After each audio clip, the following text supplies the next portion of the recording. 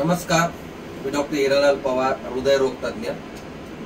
मागील आठवड्यात माझ्या असं निदर्शनात आलं की मी 2 ते 3 पेशंट असे बघितले की त्यांना ऍसिडिटीचे त्रास वाटत होता आणि त्यामुळे ते हृदयविकाराचा त्रास असूनही 2 ते 3 दिवस दवाखान्यामध्ये लेट आले।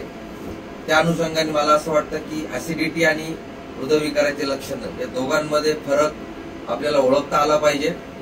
तर ऍसिडिटी हे आपल्या पचनाशी संदर्भित आहे, त्यामुळे बऱ्याच वेळेला आपण जे पदार्थ खातो त्यामध्ये समजा वातळ पदार्थ असतील, तळलेले पदार्थ असतील किंवा मसाल्याचं जेवण असेल तर त्यामुळे आपल्याला ऍसिडिटी होते बऱ्याच वेळेला। त्या ऍसिडिटी सोबत आपल्याला डकार येतात आणि झोपल्यानंतर तो रिफ्लक्स होतो, त्यामुळे आपल्याला जळजळ होते। तर बऱ्याच वेळेला हृदयविकाराचे लक्षणं सुद्धा यासारखीच असतात।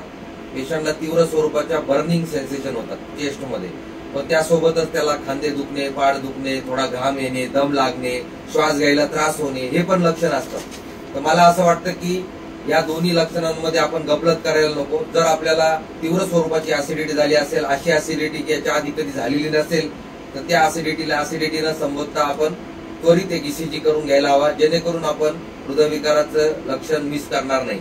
धन्यवाद।